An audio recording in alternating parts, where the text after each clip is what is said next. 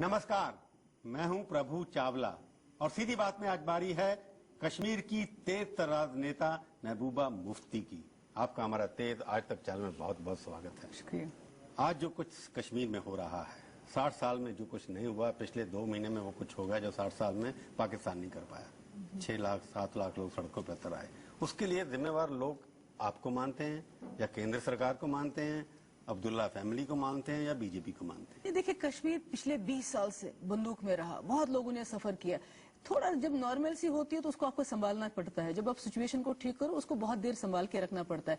इसलिए मुफ्ती साहब ने अपने वक्त में कोशिश की कोई भी ऐसा कंट्रोवर्शियल काम वो ना करे जिससे वो जो सेंस ऑफ नॉर्मलसी है उसको धचका लगे। ये उनके वक्त में भी आया था, उन्होंने नहीं किया। इसलिए नहीं किया, जैसे जनरल सिन्हा साहब कहते हैं वो कम्युनल है या एंटी नेशनल है, इसलिए नहीं किया। उनको मालूम था कि आज जो आप देख रहे हैं इस किस्म की सिचुएशन बन सकती है। परंतु सवाल ये है कि अगर जो जमीन की वजह से सारे देश के अंदर आग लगने की एक नेचर आ गई है, कश्मीर के लोग इतने भड़क गए हैं कि उनको लगता है पता नहीं क्या दे दिया, जमीन उठा करके तो लोग ले नहीं जाएंगे। वही है, यात्रा भी वही, यात्री भी आ रहे हैं, सब यात्री भी आ रहे हैं, 5 लाख यात्री आए, आपके वहाँ कॉन्फिडेंस बढ़ रहा है। पर सवाल ये, कश्मीर आपने कैंसिल क्यों किया ऑर्डर पहले? नहीं, देखिए, इसलिए हमसे गुलाम नबी आजाद साहब ने हमसे पूछ के नहीं लाया, जैसे मैं कहती हूँ मुफ्ती साहब है, क्योंकि उनको मालूम था हम इसके खिलाफ हैं।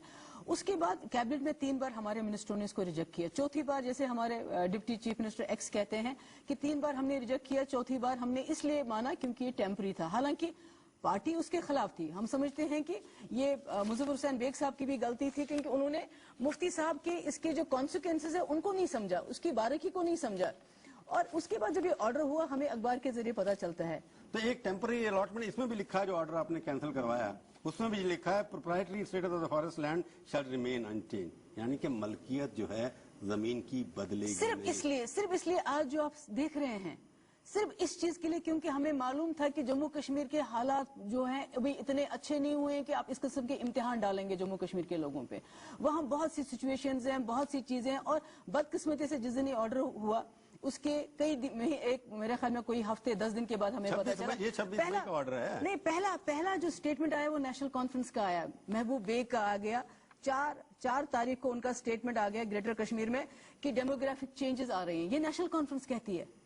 पर आप ये बात तो मानेगी ना कि जमीन ट्रांसफर ओनरशिप नहीं हो रही थी? बिल्कुल नहीं हो रही थी। ये टेम्पररी फैसिलिटी जो पहले मिल रही थी उनको मिलती रहेंगी। नहीं, जो जमीन डाइवर्स की गई वो ऑलरेडी उनके पास थी। पर मुझे समझ नहीं आता गुलाम नबी आजाद को क्या जरूरत थी ये फैसला लेने की, जो मुफ्ती साहब नहीं वो जानते थे। उनको क्या कहीं उनको लगता था वैली में थोड़ा सा रिएक्शन होगा, जम्मू में वो कंसोलिडेट करेंगे। वो जी आपकी बात है, पर आपके मिनिस्टर क्यों लाए प्रपोजल कैबिनेट में?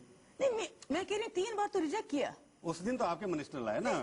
देखिए जब क्लियरेंस कितने ली लॉ मिनिस्टर ने? देखिए, अगर आप गुलाम नबी आजाद का 5 जून का एक इंटरव्यू है राइजिंग कश्मीर में, तो उसमें वो कहते हैं कि few months back I took a team of experts with me to Baltal, यानी बहुत महीने पहले मैं बालतल एक्सपर्ट्स को लेके गया था। मैंने वहां जगह देखी और उनको डिमार्केट की और इससे कोई पोल्यूशन नहीं हुई। यानी कैबिनेट मीटिंग से कई महीने पहले गुलाम नबी आजाद खुद बालतल जाते हैं, स्टडी करते हैं, यानी जहन में उन्होंने ये फैसला लिया था मुझे ये काम करना ही करना है। उसके बाद कैबिनेट में चौथी बार लाए और जैसे मुजफ्फर हुसैन बेग साहब ने कहा कि हमने कहा टेम्पररी डाइवर्शन है, करना चाहिए। मैं कहती हूँ मुजफ्फर हुसैन बेग साहब की गलती है। उन्होंने आपको बताया नहीं, पूछा नहीं आपको? हाँ, उनको जैसे पहले हमको कहते थे कि हमने नहीं होने दिया, उस दिन भी उनको कहना चाहिए था हम ये करने जा रहे हैं, तो हम शायद उनको कहते भैया ये मत करो, किसी भी सूरत में मत करो। पर ये इसके अंदर एक पॉलिटिक्स लाने की नहीं, जो बेसिकली इसमें जो शुरुआत होगी वो एनवायरमेंट होगी, पोल्यूशन के बेसिस पे होगी कि इससे पोल्यूशन होगा। और आपको मालूम है उत्तराखंड गवर्नमेंट ने इस साल एक ऑर्डर किया कि जो गौमुख ग्लेशियर है, जो बहुत माना जाता है बड़ा तीर्थ, कि वहां 3000 लोग नहीं जाएंगे, दिन में सिर्फ 150 लोग जाएंगे, 500 मीटर दूर रहेंगे, घोड़े वगैरह वहां नहीं जाएंगे। किसी ने शिकायत नहीं की। जो नीतीश सेन गुप्ता कमेटी की रिपोर्ट है वो है अमरनाथ यात्रा के लिए 3000 से लोग ज्यादा नहीं जाना चाहिए, 1 महीने से ज्यादा यात्री नहीं होनी चाहिए। और अगर हमारे लोगों ने इसको एनवायरमेंट बेसिस पे पहले इसके खिलाफ आवाज उठाई तो क्या उनका हक नहीं बनता है? पर अगर ये चीजें शुरू होती रही तो फिर हर जगह एक क्वेश्चन उठ जाएगा कि हमारे एयरप्लेन जा रहे हैं हाजी के लिए कम होने चाहिए हवा में। ये तो सब इशू है, पॉलिटिकल इशू बन रहे हैं ना। नहीं, मैं कह रही हूँ उत्तराखंड में जो पॉलिटिकल इशू नहीं यहाँ भी हो सकता है। क्यों बना? यहाँ भी इसलिए बना कि आप लोगों ने, किसी ने नेशनल कॉन्फ्रेंस के एक नेता ने कह दिया कि डेमोग्राफिक चेंजेस हो जाएंगी। इशू तो इसलिए बना, इसलिए नहीं बना कि एनवायरमेंट खराब होगा। नेशनल कॉन्फ्रेंस है जरूर सबसे पहले का, मगर उसके बाद जो श्राइन बोर्ड का स्टेटमेंट आया, जो चीफ एग्जीक्यूटिव ऑफिसर, उसने कहा ये तो झूठ बोल रहे हैं पीडीपी के मिनिस्टर, ये तो जमीन हमारी परमानेंटली तो हटा दिया आपने, डिसमिस कर दिया, हटा दिया। कहाँ हटा दिया तब तक? नहीं, वो तो बात की बात है, उसने कहा ये परमानेंट है हमारी जमीन। दूसरा उसने कहा ये मुसलमान क्या पोल्यूशन की बात कर रहे हैं, हज में जाके पोल्यूशन नहीं फैलाते, हिंदू पोल्यूशन फैलाते हैं और मुसलमान, यानी उसने कम्युनलाइज किया। और उसके बाद हमें एक्सपेक्टेशन थी गुलाम नबी आजाद साहब आएंगे, बोलेंगे ये चीफ एग्जीक्यूटिव ऑफिसर का स्टेट गलत है, ये जमीन टेम्पररी है, ये परमानेंट नहीं है, और इसको मजहब के नाम पे यहाँ इशू नहीं उठाना चाहिए। पर गुलाम नबी आजाद खामोश रहे 26 तक, और 26 को वो सर्कुलेट करते हैं। ये तो पीडीपी वालों ने किया, ये तो कलेक्टिव रिस्पॉन्सिबिलिटी है, चीफ मिनिस्टर की जिम्मेवारी है। उनका हक बनता था ये कहना कि ये हमने कलेक्टिव रिस्पॉन्सिबिलिटी की है, पीडीपी इसके खिलाफ थी, पर मैंने उनको कन्विंस किया ये टेम्पररी, पर उसने कहीं डिफेंड नहीं किया अपने ऑर्डर को, सारी जिम्मेवारी हमारे ऊपर डाल दी। कश्मीर में गोलियां चली, कश्मीर में लोग मरे, गाँव में औरतें बच्चे निकले, उससे पहले इसलिए निकले कि लोगों को ये गलतफहमी होगी कि परमानेंट अलॉट किया जा रहा है, जैसे हिंदू आकर के वहाँ बस जाएंगे, इस तरह का प्रोपेगेंडा हुआ ना। आज पूरे मुल्क में प्रोपेगेंडा है, भोलेनाथ की जमीन ले गए, कहाँ ले गए? हाँ, तो वही मैं उसके ऊपर आ रहा हूँ ना, ये ना दी ना ली। ये तो परसेप्शन की बात है ना, आप किसको समझाएंगे? देखिए जमीन तो आज भी वही है, कोई भी यात्री जो है वहाँ आएगा, टेंट लगा सकता है, खाना खा सकता है, लंगर लगा सकता है। यस, एक चीज बदली, यात्रा कंट्रोवर्शियल नहीं बनी, यात्री कंट्रोवर्शियल नहीं बनी, कंट्रोवर्शियल बना shrine board. 15 member shrine board, क्या पूरा हिंदुस्तान बन गया आज? जो जनरल सिन्हा, असली प्रॉब्लम कब से हुई? जब जनरल सिन्हा आए तब से तो प्रॉब्लम होगी, तभी से तो श्राइन बोर्ड जो है क्वेश्चन में आ गया, घोड़े वाले से पैसा लो, टेंट वाले से पैसा लो। असली मामला अगर आप प्रभु चावला जी मानेंगे तो ये मामला श्राइन बोर्ड के लिए इसका था, कमीशन का था, पैसे का था, पैसे कमाने की। मुझे बताइए, क्या हमने नकली शिवलिंग बनाया? क्या पीडीपी ने, क्या कश्मीर के मुसलमानों ने नकली शिवलिंग बनाया पैसा कमाने के लिए? यात्रा चलती रही, किसने बनाया? जनरल सिन्हा ने। जनरल सिन्हा ने घोड़े वालों से कमीशन लेना शुरू कर दिया, रजिस्ट्रेशन के नाम पे 2-2 हजार रुपए, 200 की रसीद, रजिस्ट्रेशन के नाम पे लंगर वालों से पैसा, रजिस्ट्रेशन के नाम पे में जा रहा था पैसा। बिल्कुल, मैं तो कहती हूँ कि अभी तो बहुत गर्म है, पर जम्मू के लोग, एक वक्त आएगा जो माता वैष्णो देवी श्राइन बोर्ड और अमरनाथ श्राइन बोर्ड की अगर आप इंक्वायरी करेंगे तो आप देखेंगे करोड़ों रुपए का घपला है। ये सब पैसे का मामला था। कश्मीर में ये घपला कितना होता है कि 10,000 करोड़ रुपए सेंट्रल गवर्नमेंट असिस्टेंट देती है आपकी, वो पैसा किसकी जेब में जाता है, ये मैं पूछूंगा आपसे एक छोटे से ब्रेक के बाद। सीधी बात में आपका एक बार फिर से स्वागत है। आज हम बातचीत कर रहे हैं महबूबा मुफ्ती से। आपने एक बहुत बड़ा चार्ज लगा दिया, गवर्नर साहब पैसे बना रहे थे पूजा में। इससे जमीन का क्या संबंध है? यात्रियों की सुविधाओं के लिए जमीन देनी चाहिए कि नहीं देनी चाहिए थी? देखिए, यात्रियों की सुविधा के लिए जमीन तो हाजिर है, कितनी चाहिए उनको, वो तो इस्तेमाल कर रहे हैं। हाँ, जो ऑर्डर हुआ है, जो कैंसिल भी हुआ है। श्राइन बोर्ड तो यात्री नहीं है, श्राइन बोर्ड तो यात्रा नहीं है। श्राइन बोर्ड के आर्टिकल में लिखा है श्राइन बोर्ड 2000 में बना, उससे पहले भी यात्रा होती थी, उससे पहले भी लोग जब बन गया उसके अंदर लिखी गई है रिस्पॉन्सिबिलिटी ऑफ द बोर्ड जो है डिफाइन किया गया है to provide facilities to the yatri. नहीं, वो तो जो आपने लॉ जो बनाया है, वो हमने लॉ नहीं बनाया, वो नेशनल कॉन्फ्रेंस ने लॉ बनाया है, गलत लॉ है, गवर्नमेंट ने बनाया, जिसकी आपके उसको अमेंड करने की जरूरत है, क्योंकि अगर ये लॉ नहीं लाया होता नेशनल कॉन्फ्रेंस ने तो आज इतनी बड़ी मुसीबत नहीं बनती। आपका कहना है कि बोर्ड को डिसबैंड कर देना चाहिए? नहीं, डिसबैंड नहीं, इसमें अमेंडमेंट लाना चाहिए। बोर्ड का काम होना चाहिए पूजा पाठ करना, बोर्ड का काम होना चाहिए वो डॉक्टर लाएं, दवाइयां लाएं, अगर वो चाहें वो लंगर लगाएं, मगर श्राइन तक लोग अपने आप जाएं, उसके बाद बोर्ड की जिम्मेवारी शुरू हुआ। वो उनको पूजा पाठ तक अपने आप को महदूद रखना चाहिए। ये जो बाकी काम है, फंक्शन है, फैसिलिटीज प्रोवाइड करना, टॉयलेट रखना, बाकी जितनी भी फैसिलिटीज है वो स्टेट गवर्नमेंट को करना चाहिए। दिस इज ये जो फैसिलिटीज, बिल्कुल आप कहते हैं फैसिलिटीज हम बना देंगे, उनका पैसा बच जाएगा। तो अभी तक क्योंकि प्री फैब्रिक है ना, जब भूचाल आया था तो वहां से उठा के चले गए थे, कुछ लोग उठवा दिया था, जब वापस नहीं दिया अपना। ये तो बिल्कुल गलत है। भूचाल तो कब आया? भूचाल आया नवंबर में। हाँ, उसके बाद वहाँ प्री फैब्रिकेट वहां से कुछ उठा करके दूसरी जगह लेके गए ना। उसके बाद क्योंकि वो तो हटाए गए थे ना। अगर गवर्नर साहब ने ऑफर किया कि मेरे प्री फैब्रिकेटेड स्ट्रक्चर पड़े हैं, आप भूचाल में लगा दो, और उसके लिए भी वो मैंने सुना वो कहते उसके लिए भी पैसा दे दो। मुझे नहीं पता फिर दिया उनको नहीं, वो उसके लिए भी पैसा मांगते थे। देखिए, जो प्री फैब्रिकेटेड का चक्कर है, इसमें पैसा बहुत है। ये 6-6.5 लाख का मिलता है, इसमें 2-2.5 लाख का कट है। आपको लगता है 10,000 करोड़, मैं कट की बात करें, जो 10,000 करोड़ रुपए आप खर्च करते हैं, ना सड़क दिखाई देती है कश्मीर में अच्छी, ना एजुकेशन है, ना आपके पुल हैं, सब चीज, वो 10,000 करोड़ कहाँ जाता है? कौन कट खाता है उसमें? ये किसने कहा कि नहीं? ये 16 आपके बजट के अंदर जो आपके वाले साहब ने दिया सेंट्रल असिस्टेंट, तो आप कहते हैं वहाँ पुल नहीं है, वहाँ सड़कें नहीं है, इंफ्रास्ट्रक्चर आपका सबसे कम है कि नहीं? वो तो इसलिए कि 20 साल हम पीछे रह गए। 20 साल जो हमारा इंफ्रास्ट्रक्चर डिस्ट्रॉय हो गया, उसको दोबारा हमने रीबिल्ड करना शुरू कर दिया, उसमें तो टाइम लगेगा, वो तो रातों रात नहीं। रेवेन्यू आपका कुल 5,000 करोड़ है, 65% सेंट्रल असिस्टेंस है। देखिए प्रभु चावला जी, अगर मैं हिसाब पे आऊंगी तो फिर आपको वहां से देना पड़ेगा सेंट्रल गवर्नमेंट को। क्यों? बोलिए ना, मैं बताऊंगी। हमारा पानी रिसोर्स इंडस वाटर ट्रीटी की वजह से आप और पाकिस्तान आपस में बांट रहे हैं। हर साल 6,000 करोड़ रुपए का नुकसान हमारा हो रहा है। वो कौन देगा? हाँ, आपने हमारे सारे रास्ते बंद कर दिए, जो हमारे 47 से पहले ट्रेडिशनल रूट जहां से हम कारोबार कर रहे थे, उससे अरबों रुपए का नुकसान हो रहा है जम्मू कश्मीर का। उसका खिमियाजा कौन भुगतेगा? हमारा जो टूरिज्म हमारा टूरिज्म उस पे हो सकता है। और जब आप हमारा पानी पे ही कब्जा करते हैं, कारखाना पानी पे चलता है, टूरिज्म पानी पे चलता है, इरिगेशन पानी पे चलता है, तो अगर हम हिसाब करने लगे सेंट्रल गवर्नमेंट के साथ, तो मुझे लगता है फिर खसारे में आप लोग रहेंगे। बहुत पैसा आपको देना पड़ेगा। और आप में फर्क क्या है? नहीं, सेंट्रल गवर्नमेंट आप सेंट्रल गवर्नमेंट की वकालत कर रहे हैं ना, मैं जम्मू कश्मीर के लोगों की वकालत कर रही हूँ। अगर हम हिसाब करने पे आ जाएं तो मुझे लगता है सेंट्रल गवर्नमेंट को चाहे इनकम टैक्स नहीं देना पड़ता जितना बाकी जगह देना पड़ता है। देखिए, जो हमारी पोजीशन है उसकी वजह से अगर कोई चीजें हमको कंसेशन है, वो तो आपने अपनी मर्जी से दिए हैं। नहीं, अपनी मर्जी से क्या मतलब, आपको इसलिए दिए कि आप डेवलप करो।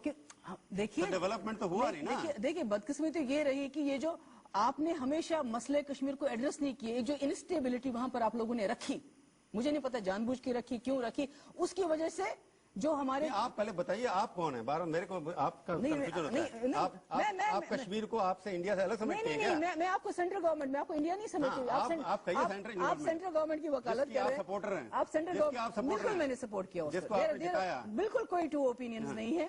मुझे आज भी खुशी है कि जिस तरह से 2002 से लेकर 2005 तक सपोर्ट किया यूपीए ने, उससे पहले वाजपेयी जी ने हमारी पॉलिसीज को, जिससे सारे हालात बदले थे, काश उसी तरह से आगे भी पॉलिसी चली होती तो शायद आज जम्मू कश्मीर में ये तूफान नहीं आता। आपकी कॉम्पिटिटिव पॉलिटिक्स में, जैसे आपने कहा नेशनल कॉन्फ्रेंस ने कहा कि बदल रहा है, आज अगर आजादी का नारा लगा है दोबारा 20 साल के बाद वहां पर, उसके लिए जिम्मेवार तो पॉलिटिशियन है ना। देखिए ना, वो नेशनल कॉन्फ्रेंस की अपनी एक पॉलिसी है। अभी कुछ दिन पहले उमर अब्दुल्ला साहब ने कहा पार्लियामेंट में कि मैं हिंदुस्तानी हूँ, इंडियन हूँ, और सारे दुनिया पागल हो गई, अरे इसने आज उसने कहा आजादी चाहिए, कल उनके वालिद ने कहा कि आजादी नहीं होनी चाहिए। तो नेशनल कॉन्फ्रेंस का ये जो स्टेटमेंट यहाँ से वहाँ बदलता रहता है, दिल्ली में कुछ, कश्मीर में कुछ, ये उनका स्टांस। पर हमारी एक कंसिस्टेंट पॉलिसी है। क्या पॉलिसी? हमारी कंसिस्टेंट पॉलिसी है, कश्मीर इशू है, इसको आप दबा नहीं सकते। क्या इशू क्या है? इसको रिजॉल्व, कश्मीर का मसला जो आज 6-6, 7-7 लाख सड़कों पे आ रहे हैं, जब हालात ठीक होते हैं जम्मू कश्मीर में, जब खराब होते हैं तो जाओ कुआं खोदो, आग लगी है।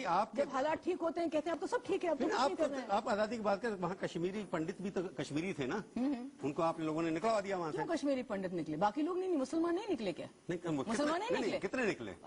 मुझे ये बताइए कि हमारे घर में कितने लोग मारे गए? नहीं, मारे गए तो सब घर में, वो जो हिंदुस्तानी, जो वो भी हिंदुस्तानी थे, और जो मर गए वो भी हिंदुस्तानी थे। गलत इंप्रेशन है कि सिर्फ कश्मीरी पंडित निकले। तो उनको लाने के लिए आप लोगों ने क्या किया? कश्मीरी पंडितों को मुल्क में आने के लिए उनको एक सुविधा मिली, पर मुसलमान जब क्रॉस करता है लखनपुर तो दाढ़ी देखिए, उसको कहते हैं अगर कहीं कुछ हो गया हो पकड़ के लाओ, कश्मीरी आ रहा है, इसको बंद कर दो जेल में। दिल्ली के अंदर जितना अच्छा काम कश्मीरी मुसलमान अच्छा करें, और मैं चाहता हूँ और अच्छा करें, जितना एक्सपोर्ट कश्मीर का हिंदुस्तान से हो रहा है, और कश्मीरी इंडस्ट्री वहाँ तो कुछ नहीं बिकता, यहाँ बिक रहा है, सारी इनकम अच्छी बात है, बहुत अच्छी बात है। पर सवाल ये कि कश्मीरी पंडित पिछले 20 साल से या 15 साल से निकले हुए हैं, आपके पॉलिटिकल लीडरशिप ने उनके लिए क्या किया? क्यों नहीं किया? हमने तो एक कश्मीरी वापस लेके गए। हमने बहुत अच्छी शुरुआत की थी। पहली बार मुफ्ती साहब के टाइम में खीर भवानी में 50,000 60,000 लोगों ने आना शुरू कर दिया था।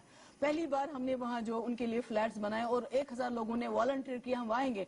मगर उसके बाद जब 2006 के बाद बहुत सारी चीजें बदली, वो 2006 मेरे को लगता है बार बार आप कह रही हैं 2006, क्योंकि ये तो फारूक अब्दुल्ला का बेटा और मुफ्ती की बेटी में झगड़ा हो गया लगता है। नहीं, कोई झगड़ा नहीं है। पॉलिसी नहीं, पॉलिसीज देखिए, जो हमारा पॉलिसी हीलिंग टच पॉलिसी थी, जिसको आगे चलाना चाहिए था, पहले सबसे पहला शिकार तो हमारी हीलिंग टच पॉलिसी। अगर हमने पोटा खत्म किया, आजाद साहब को चाहिए था स्पेशल पावर्स खत्म करें। अगर हमने शहरों से आर्मी को निकाला, आजाद साहब को चाहिए था गाँव से आर्मी की तादाद कम करे। अगर हमने मुजफ्फराबाद रोड खोला तो आजाद साहब को चाहिए था कि उस पे बस चले। जितने लोग मर रहे हैं देश भर के अंदर, अटैक हो रहे हैं टेररिज्म के, आज तक पीडीपी की मुफ्ती नेता ने क्यों नहीं हम कंडम करते हैं? जब भी कोई बेगुनाह, मुफ्ती साहब पहले वजीर आला थे जिन्होंने, जो जम्मू में हिंदू लोग मारे गए थे, वो पहले चीफ मिनिस्टर जिन्होंने उनको नौकरियां दी, कोई नहीं पूछता था।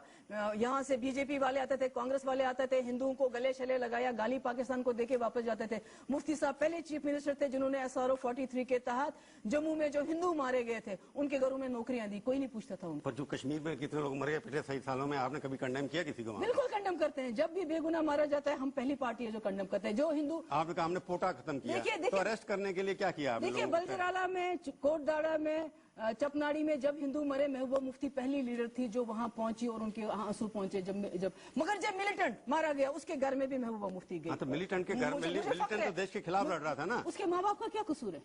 उसके माँ बाप के क्या कसूर है? इसमें जो आपका बच्चा कोई कल को काम करेगा, इसका मतलब है उसकी सजा आपको मिलनी चाहिए। आपने उनको डिस्करेज किया कि अपने ऐसे बच्चों को ऐसा काम मत करने दो। हमने कहा बातचीत करेंगे, बातचीत से मसला हल करेंगे, और यही हो रहा था हमारे वक्त में। हमारे वक्त में लोग गोली खाते रहे और आप बातचीत की बात करते रहे।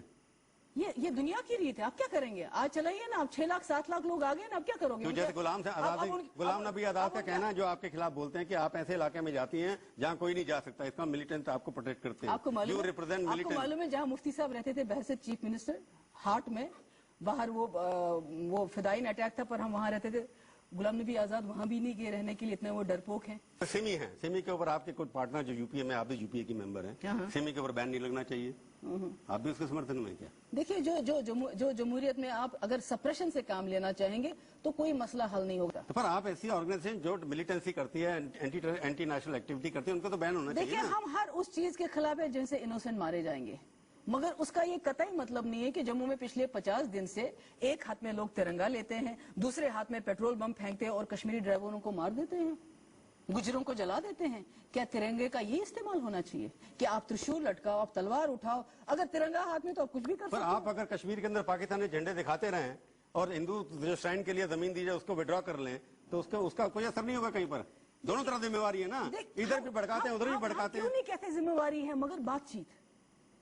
आप कश्मीर में, मैं कहती हूँ हमारे पास वायलेंस ना, लोगों के पास ऑप्शन है ना सेंट्रल गवर्नमेंट के पास। क्योंकि ये जो ऑप्शन बातचीत है। ऑर्डर जो दोनों इशू हुए, दोनों में पॉलिटिकल लीडर, ये एक ऑर्डर था टेम्पररी जिसके ऊपर ओनरशिप नहीं रहने वाली थी, कहीं जाने वाली थी, कश्मीर में रहने वाली है, कहीं तो जानी वाली। दूसरा जो ऑर्डर इशू किया कि हम फैसिलिटी देंगे, जो कैंसिल करने के बाद, वो भी अच्छा ऑर्डर है।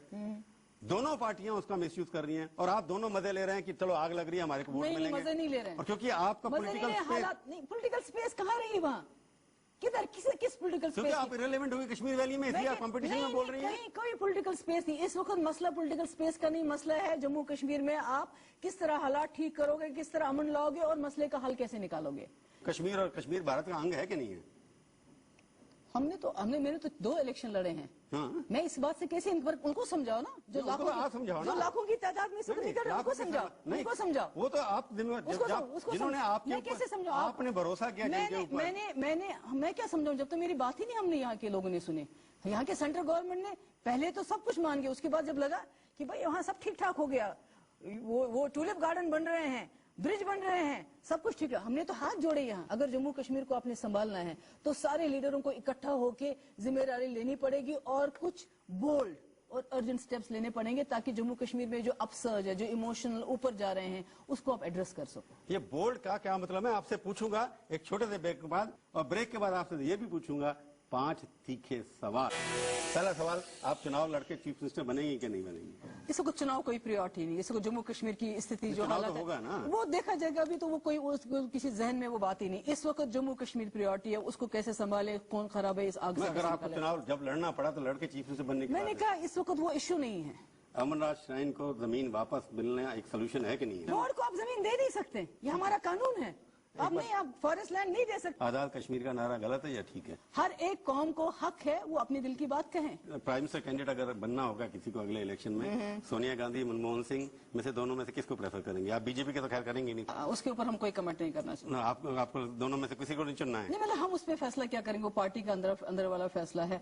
मनमोहन सिंह जी मैं बहुत इज्जत करती हूँ, Sonia Gandhi she has always give me lot of love affection, और मुझे बहुत रिगार्ड है। और तीसरा ये है कि चुनाव जब होगा तो आप फिर कांग्रेस के साथ मिलकर के सरकार में मैंने कहा चुनाव कोई इशू नहीं है, सेंट्रल गवर्नमेंट की बात कर रहा हूँ। कहाँ पर? पार्लियामेंट के इलेक्शन। वो तो हमको तब उनको सपोर्ट करेंगे जब हमारे वहाँ कुछ होगा ना। वहाँ तो ऐसी हालात है, वहाँ ऐसी स्थिति है कि इस वक्त इलेक्शन इज नो इशू। इस वक्त इशू इलेक्शन नहीं होगा लगता है इस वक्त आपको? मैं कहती हूँ इलेक्शन इशू नहीं हो सकता है।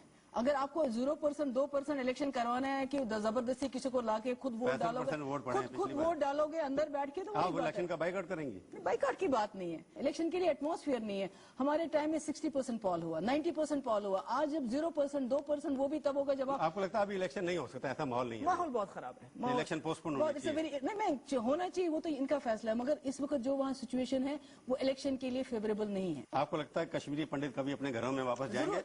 जरूर आएंगे जब कश्मीर में आप हालात को ठीक करने देंगे। थैंक यू, आपने ये कहा, आप हमारे स्टूडियो में आई, बहुत बहुत धन्यवाद। आपका बहुत बहुत शुक्रिया। तो ये थी आज की मुलाकात।